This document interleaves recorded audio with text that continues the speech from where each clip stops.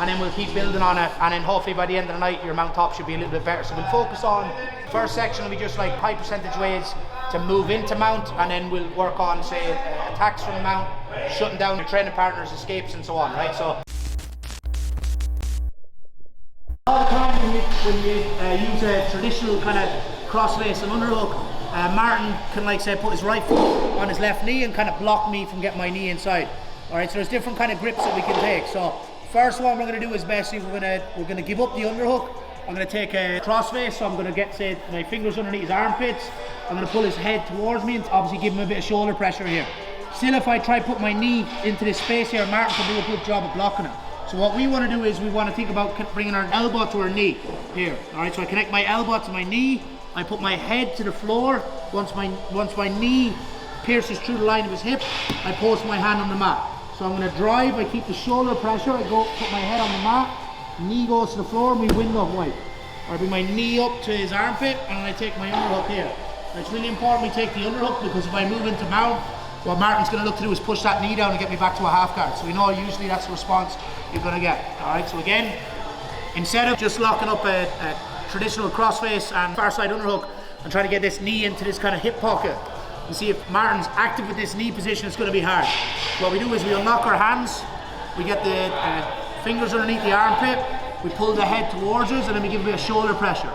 This hand comes back and we connect our knee to our elbow here. So if Martin now tries to close this gap with his knee, so if you try to bring your knee up, it's pretty hard.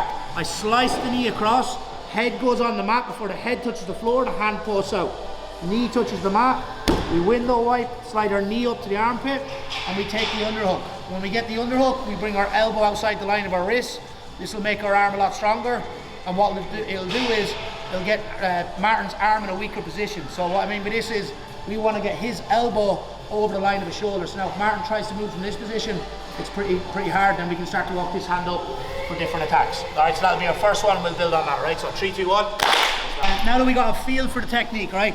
If I keep like a traditional crossface and an underhook, and Martin like brings his knee up to, like, say, my lat or my armpit, it can be pretty hard sometimes to get this knee inside here.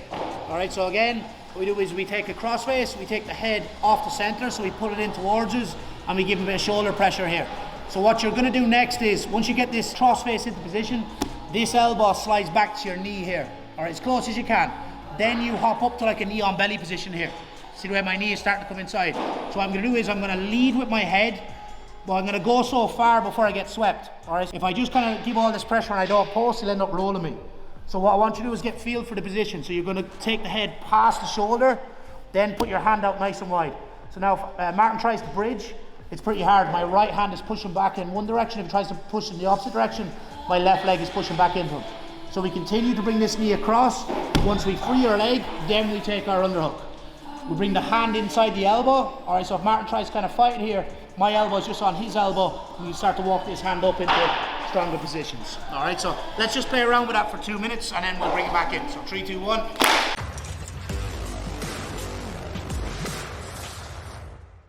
Transitioning into the mount from side control, so just a different way to do it. Like, it's not the kind of conventional way or traditional way, but works really well. So these kind of ones are my go-to ones from side control top, right? So again, we start in a traditional side control. This is good for, like, say, securing the position and kind of like pinning someone, but sometimes it might not be the best for transitioning from side control to mount, right? So what we did on the last one was we got a heavy crossface and we brought elbow to our knee. What we're going to do this time is we take the heavy crossface, what we can do is lift now and switch to a tight waist. Alright, so I can do this, I can stay with the crossface, or I can go with a near side underhook. This is excellent if you can get this, it's so good. Alright, so if Martin tries to turn into me, it's pretty hard. If he tries to build up on his right elbow, it's pretty hard. Alright, you can see for Martin to build up, he needs to get this shoulder off the mat and he needs to build up onto this elbow. So if you go for that, Martin, if he turns in, he can start to build and go into all his, counters and so on. So you can do this as long as you have a tight waist. So we lift, we go with a flat hand here. And we think about putting our pressure directly on top of our hand. Alright, we want to make some cracking noises on the spine if you're lucky, right? I can stay with the crossface, or if someone's really good at building up, so like say like MMA lads or good wrestlers or someone that's just hard to pin, we connect our bicep to their tricep and then his bicep to his head here. Again, taking the head off the center line. So if Martin tries to move around, it's pretty hard and we have him shut down. So I do that is I walk away from the hips and I get this knee into this same position again. It's going to be the very same thing here now, right? So I put the head to the floor here, take my hand out, head to the mat. So if Martin tries to bridge left or right, he basically just pushes me into the mount. All right, so we'll do that one more time. So again, so we're here, lift the shoulders up, flat hand. All right, so you want to take my upper kind of back. And I'm thinking about putting my weight on top of that hand here. We'll talk a little bit more about pressure in a minute, right? And how to really make it visible. So we take this hand out, we go near side underhook here. So I'm going to connect the bicep to tricep and then his bicep to his head here. And I bring this knee up. So if Martin tries to move around, it's pretty hard. If he tries to turn away, it's pretty hard. So what we do is we walk, left knee away first, right knee away second. We come into this knee on belly position. We start to bring the leg or the knee to the mat, hand goes to the floor, knee goes to the mat. We can take one underhook or take a second underhook if we prefer. Alright, so let's play around with that. We'll bring it back in if we have to. 3, 2, 1. When I was doing this, I was saying take your hand out when you're moving into the mount, similar to the first one. But to be honest with you, if you're comfortable about where your weight is, if you kind of, I'll show you here, it's probably easier to show. So say when we're here, what I don't want to do is just drive my head down because I'm going to be rolled. Alright, so what I'm actually doing is I'm bringing his head off the center line, so I'm pulling his head in towards my knee. I'm keeping this heavy tight waist. I put my knee across and I'm slicing across, but I'm not going in that direction with my head. My head's going over towards his shoulder here. So if he tries to bridge or move, it should be pretty hard for him to roll or to roll me over, right? But if you find that say someone's just, they're athletic or they're strong or maybe you're just not confident, just keeping your hand underneath, what you can do is use this to create pressure here and I come to this position. Now I take out the tight waist. Then I bring the knee across. Alright, so if you feel comfortable taking the hand out, do. And if you don't, just keep it inside and keep your weight kind of in the right place. So keep it kind of on the near side rather than the far side. When you're in this position, and let's say I get this tight waist, and I have either a crossface or a near side underhook. You can do this with either grip, crossface or near side underhook. To create more pressure, I want you to think of your training partner as a tube of toothpaste. All right, so when you squeeze the last bit out of the toothpaste, what you do is you squeeze down first and then up towards the head. No different when you're trying to create pressure, right? So what I'm doing here is I'm squeezing down, I have my near side underhook, and then I send the pressure up towards the head. Now you see Martin's starting to turn red, and there's a high likely possibility that he's going to pass out in the next 6-7 seconds. I know, I'm only joking, but but think about sending the pressure down and keeping that pressure and then up towards the head. And what people do on the bottom is they start panicking, they start giving you arms and giving up their back and so on, right? So we're going to go down first and then roll our rib cage up towards the head. So if Martin tries to move around a little bit here, the more he moves, the harder this is. And then we can start to put that head over that shoulder, take the hand out if we need to, and then move into the mount. All right, so let's give that a go and we'll move on. So 3, 2, 1. Let's say we get the tight waist. So you can get a tight waist off, say a body lock pass, and then your hands in that position. Or, like we said, if you're in side control here, get your cross face, lift the head, and then go with this flat hand. All right, think about putting your rib cage over the palm of your hand, so we create good pressure by sending the weight down and then up towards the head. You can do this pass off cross face in a tight waist, or you can go near side underhook and tight waist, right? Let's say for whatever reason he's able to keep his knee connected to my rib cage and I find I don't have success. All right, at any stage we can always take out this hand and go back to our first one that we were talking about, right? But let's say if I just get that tight waist again, let's say maybe my hand is stuck or I just want to keep the tight waist for control. So Martin's doing a good job, he's connecting the knee here to my rib cage. What I'm going to do now is, because I know that I can't get my knee inside, I'm going to take my head from the far shoulder to the near shoulder and I turn his knees and hips in one direction here. I slide my knee inside, second leg inside, what I do is I go into a tripod here, we start walking up into the mount, alright? So basically what I'm doing is, when Martin puts his foot on his quad, and I can't create space here, I take my head from this side to this side, and I reverse into him with my hips, and I'm getting Martin on his side here. And then I get my knee inside here, my second knee in, and then we start to work, we start to go into the mount by working over his legs rather than kind of through the line of his hips. So again, let's say we're here, tight waist, near side underhook. He's doing a good job kind of shutting me down here. Change the head position, really important. So you bring the head from the far shoulder to the near shoulder, and we walk here. Now my knee comes inside, second leg comes inside. We tripod to make our legs light.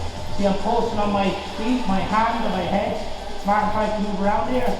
Pretty hard, my weight's on the hips. Pick up my hand, move into the mount, and so on, right? So 3, 2, 1. So basically, there's a couple of different ways to get into mount. So there's like, say, your traditional kind of ways where you're using like a knee on belly approach or some variation like we worked with the knee to elbow. Or you can go, like say when we're here, you can do this off a crossface or a near side underhook. I change the head position, and basically what I'm doing is I'm going into a staple mount here. Alright, so you see staples a lot in MMA, and you see a lot in Jiu-Jitsu. It's basically a leg drag. And then what I do is I slide, and I bring this left leg inside, and I catch, and I put weight over this side here, free this hand, and then we move into the mount. So it's like me moving like this is like, if any of you have been following like say Joseph Chen or any of these that do this like high tripod passing, similar idea of like say high tripod passing. So you're like using your upper body to kind of like pin, you're using that for pressure, but what happens is your lower body's light, so it's more mobile, so you can leg pummel and so on. So it's the same idea. Rim mount top. One of the most annoying escapes that someone can do on the bottom is the knee elbow escape. So this next technique is an absolute like game changer, and this changed my mount game from purple belt onwards, and it's just something that stuck with me. It's a really good technique, works really well, and it you can create a lot of pressure, and you can get people to work a lot harder on the bottom, making it easier for you to get like say to the back or submissions and so on, right? So I'll show you, we'll kind of go through it a little bit, right? So if we move into mount, and let's say we don't have an underhook, a lot of the time Martin might be trying to like get his knee and his elbow inside and be looking to push me back to a half guard, and then I lose the mount. Obviously like when we get to the mount, we want to be staying in the mount or moving into positions like the back and so on. So what I do to shut this down, so what we spoke on the earlier on, what we spoke about was getting an underhook. So if he tries to do a knee elbow escape on the left side, obviously that's gone. All right, if we have double unders, he can't do it on the left side or the right side. So you can kind of think about that for like early stage prevention, right? But that's not always going to be the case. So against a good lad, you might not have an underhook. He keeps his elbows in nice and tight. I see that Martin's trying to get his elbow inside here. So the first thing I do is I'm blocking his quad or just above his knee with my foot. I'm trying to curl my foot the best I can. I'm blocking here. This will buy me a second or two. It's not going to stop Martin, right? He's going to continue to get on the side. He's going to keep pushing. So what I do is I kind of dismount, take my head off the center line, and I put it over the shoulder. The reason why I put it over the shoulder is I know that for Martin to do a knee elbow escape, he needs to get to his side. So I'm going to send weight over that shoulder with a heavy crossface here. Alright, this still isn't going to be good enough. He's going to be fighting tooth and nail to get this leg back inside. So what I do with the second leg is I pummel the foot inside and I dismount here. Alright, so now if Martin tries to do a knee elbow escape, it's impossible. Alright, so a lot of time what will happen here is you're going to turn his head in the opposite direction of his hips. I won't go too hard on this because this is pretty nasty, right? You'll either like say get him to give up the mount, or sorry, to go back flat, because that relieves the pressure. Or a lot of time you'll just kind of cook someone here and you can nearly get like say tapping pressure. Most of the time they're gonna go flat, or you're gonna bring them back flat and then you move back into the mount. Alright, so it's a really good technique, and it's an absolute game changer for keeping them out. So the first one we're going to do is we recognize what side he's using the knee elbow escape. So that's on my right side, so he's working that side. If I leave this foot dangling, he'll just push the leg down and he can go back to half guard. So to kind of stop him in his tracks or slow him down, I'm looking to find the top of the knee or just the lower part of the quad here. So I'm pushing inwards. So Martin's doing the right thing. So he's trying to push. I take the head off the center line, I put the weight or the head over the shoulder, take a cross face, and I send weight over that shoulder. So this is good, but Martin can still try to push me back to a half guard. Alright, so it'd be kind of like if my foot loses connection on his quad, he can just push me back into half guard and 3/4 mount. So I'm pushing. Then what I do is this leg that's on the outside, I bring it over to where my right foot is and I replace it. And I'm stretching it there. If Martin tries to move, this is pretty hard.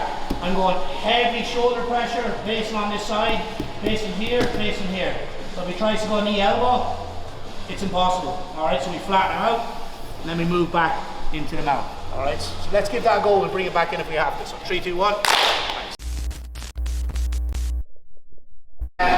We'll do a slight kind of variation of that one. This one's kind of done if you've less time, so maybe they're like explosive, or they just kind of got like further on in their counter, so further on, like maybe on step 2 or 3. All right, so I'll show you what I mean. So let's say we're here in mount, we don't have a crossface, and Martin's on his side. So ideally what we're doing is try to get this foot to this quad here. But if we go back, Martin, instead of just putting the foot on the quad, let's say Martin does it again, he does a big hop. All I do is I put my knee into the pocket, just look at my right knee goes into that left hip pocket. And what I'm doing is, remember, when our foot goes inside, this suits Martin for putting me back to half guard using a knee elbow skip. So basically what I'm doing is, let's say he does a big bridge and he goes to his side. So if you go for Martin, I'm putting to here to keep my foot away. But what I'm doing is I'm skipping a step. I'm not putting my foot in his quad. I'm just pummeling this left leg inside. We're doing the stretch. We're getting a crossface, and we're going back to that same position. So I'll show you the difference again, right? Let's say I have a bit of time. I see what he's doing. I'm going to shut him down. So if he goes for it, foot goes to the quad. So we go one more time, Martin. So if you go for your knee elbow, so foot goes to the quad, pummel the foot inside, get your crossface. Or foot in the quad, crossface, pummel your foot inside. Doesn't really matter too much. So let's say if you go one more time, Martin. So it could be foot in the quad, crossface, then foot in the side, or you go one more time, foot in the quad, foot inside, then crossface. Does that make sense? As long as you get the foot on the quad to stop him putting your foot inside for a knee elbow skip. So that's the first one. Any variation of that. Let's say Martin does a big bridge, he goes to his side, I'm just kind of fishtail on my foot. See what I'm doing? The knee goes into the hip pocket and I'm keeping his foot as far away as I can. The reason why I'm keeping the foot far away and not connected on his quad is because I didn't have time to get the foot here. What I don't want is the foot inside the knee. Because if he does this, he's getting me back to half guard, or it's going to be a tougher fight. So either foot on the quad, or if he kind of catches you by surprise, we're going to here, nearly sprawling, nearly dismounting. While we do this, his knee is off the mat, his hip is off the mat. So we're just going to use this as an opportunity to pummel this foot inside. We bring our head back, we get our crossface, and then we use the same technique to go back to the mat. Alright, so similar technique, just a slight variation. 3, 2, 1. Let's say I have a right-handed crossface. So I went into the mount, I have a right-handed crossface. My right hand's in good position underneath his armpit, and I'm turning his head away from my right side. It's going to be pretty hard for Martin to do a knee elbow skip on my right side. So if he tries to do it on my right side, so this side here, so it's going to be pretty hard because he can't turn into it. More than likely, if he's looking to do a knee elbow escape, he's going to switch to the left side. So if he does this, you just switch your crossface, and the concept or the idea that I want you to work with is whichever side he wants to work on, he wants to look to that side. So you turn his head away from the side so he can't look to the side he wants to work on. Alright, so if he goes back to the right side now, so if you go again on the right side, we're going back to this crossface again. Alright, but say on our last one, we didn't have a crossface. We just landed into the mount. Maybe we moved into the mount, say like this, we moved in, we didn't have an underhook, we didn't have a crossface, and we landed here, or some variation of that. Maybe we didn't work this now, but a really good way of getting into mount is, say, stepping over here, and then we come into mount in this position here, but we don't have a crossface. And Martin, like say, a lot of time when you say mount someone or get a position on them, before you kind of really kind of pin them, there's a small window for them to, hit their escapes and so on. All right, so let's say I don't have that crossface. So Martin tries to do an escape on this side. Early prevention is trying to get that foot into position. You can already see, actually, I can't get my foot in that position. My leg's too low. So if you do that one more time, Martin, so if I try to do that again, you do exactly what you did. So I'm just, this way I bring the leg out, here. And also what I'm doing is kind of invisible jiu-jitsu, where I'm pinching my knees together to get rid of any space that he might be able to work in. So if he tries to move around a little bit, it's going to buy me time, and then I can pummel this left leg inside. Now, I can't really use my crossface because there's weight in my hands. What I do is I come back, I get chest connection. So say I have no connection here, I get chest to chest connection. Then I get my crossface, then we turn the head in the opposite direction. Does that make sense? So let's just think about those little details and then we'll build on the last piece. All right, 3, 2, 1. When we're cross-facing, it's a small detail, but it makes a big difference. So whether you're cross-facing from half guard, side control, or mount, it's important that your bicep is above his jawline. So you're using leverage, right? So a simple example of this is side control. Let's say this is my bicep and shoulder above his jawline, I can turn his head in the opposite direction. If the shoulder and the bicep's above the jawline, we can't really create pressure. So it's the same for when we're in the mount. So if I can kind of spin you around this way here, Martin. So let's say Martin tries the knee elbow skip, so here, so he tries it. If I go low and I can't, like say, get my bicep above his jawline, it's going to be hard to turn his head. So what I want to do is, so if Martin, you try that same one again, so here, go for it. I come backwards, look where my hand goes, I'm flaring my elbow. That's really important. If I drop my elbow, and if you try fight it here a bit, Martin, I can't get a good crossface. So open up your elbow here. So now if he tries to like work on that side, he's running into that frame. Whereas that's a really important detail. So bicep above the jawline, you do that by flaring your elbow in mount. So we'll just do it one more time. So this is me, elbows tucked. I can't get good, you know, I'm not using leverage. I can't get good pressure on that crossface. So open up your elbow here. So now if he tries the same technique, it's pretty hard and he's running into my, say, shoulder, bicep and elbow. So just think about that detail and then we'll move on, all right? So 3, 2, 1. When you do regular kind of traditional mount, a lot of time your spine is lined up with your opponent's spine. All right, and this is really good, and you can create a lot of pressure, and there's definitely a time and place for this, and you should have this in your game. But like, no different to side control. There's different variations of mount, all right? So in side control, just off the top of my head, you have our traditional side control. We have like variations of our judo side control. You have like, say, variations of your kind of like twister side control. You have the tight waist crossface side control. You have near side underhook, tight waist side control, and so on. Same as when you do mount, right? So mount isn't just like being lined up, my spine lined up with my training partner's spine, all right? You even already seen on our last technique when we're shutting down the knee elbow escape, when Martin goes to my right side, if I stay lined up, say roughly 12 to, or my spine lined up with his spine, you go for it, Martin, I don't change anything, it can be pretty hard for me to stop this. So what we're actually doing here is, when Martin does techniques like this, we're kind of changing our angle and we're kind of dismounting. So my spine isn't lined up with his spine anymore. I'm able to get like a good crossface to create more pressure.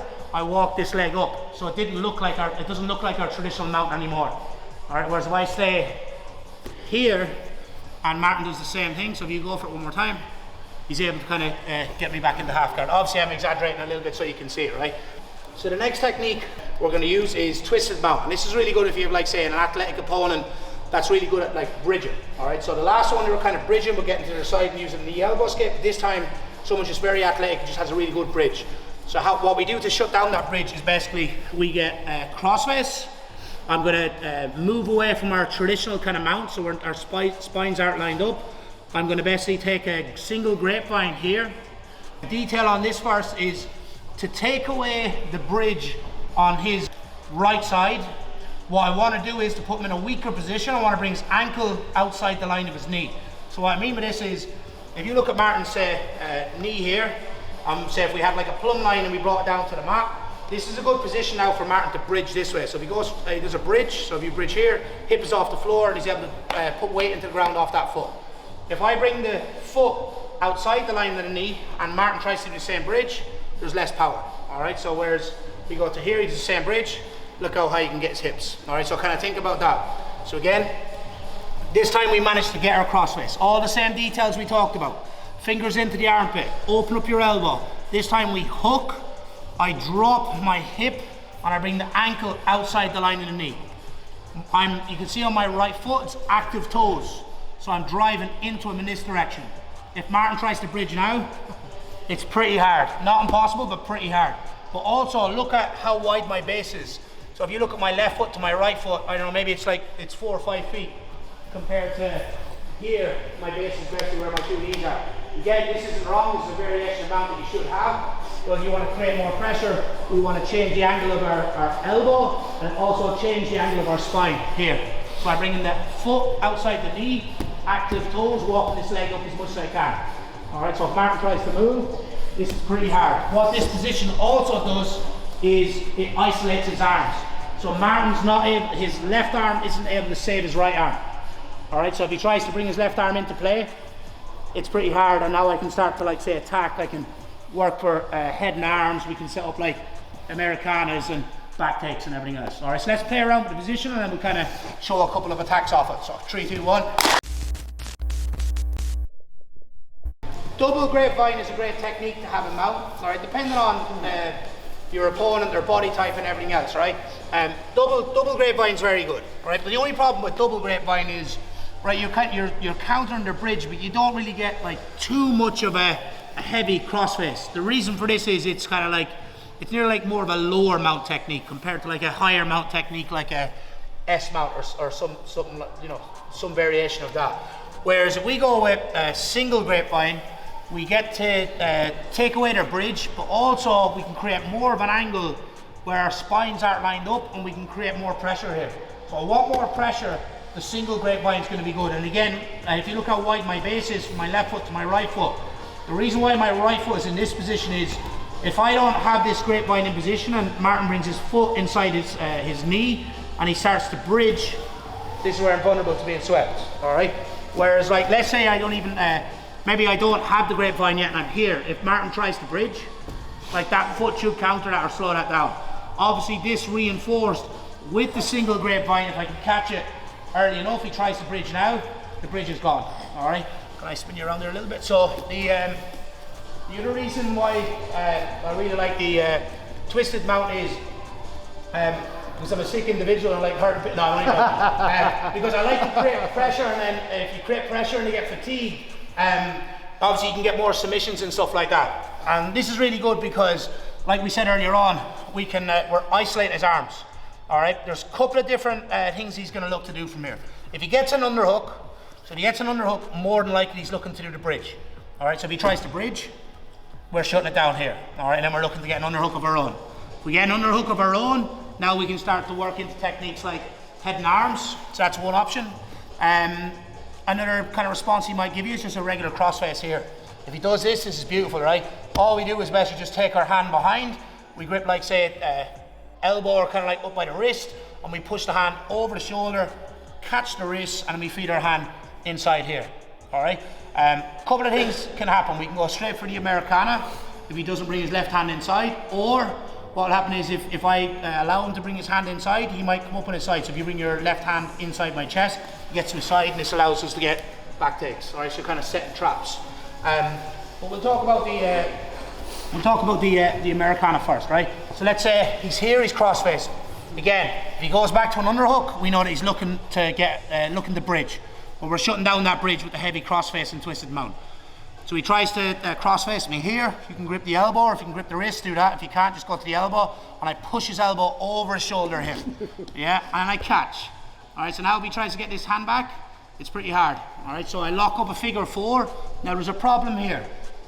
You find it hard to free your elbow, so if you don't let me free your elbow, just kind of with your head, this is pretty hard. So what I do is I bring the head forward, and then I open up the elbow. Once I open up the elbow, I bring the elbow to the opposite side here. So now if Martin tries to, bring his left hand inside, it should be pretty hard, all right? Again, if his hand comes in, you have back attacks and so on. So what we're gonna do here now is we bring the elbow in close to the body, we put the hand on the mat, and then I bring the elbow over the hand to get the tap. It's a really sneaky setup and it works really well and it's high percentage. And again, if you don't get it, you're in the mount, you're attacking, you're creating fatigue by pressure on them and everything else. All right, so again, so we have our crossface. We know that if he gets the underhook, he's looking to more than likely bridge. If he goes for a crossface here, basically what you're doing is hand on the elbow, I'm just pushing this elbow over his shoulder here. It doesn't look like much, but it's a pretty strong grip. So what I do is I go palm facing down. It was palm facing up on the crossface, so I go palm facing down, slide this towards me, and we catch it here. I bring this hand inside. All right, so you're going to come to a sticking point where you can't free your elbow. So we counteract this is we bring our head forward. So we're shifting our weight forward. I open up my elbow and I slide it to the opposite side of his head. We bring his elbow and his hand in towards his body, pin the hand, and bring the elbow over the hand to get the tap. All right, so 3, 2, 1.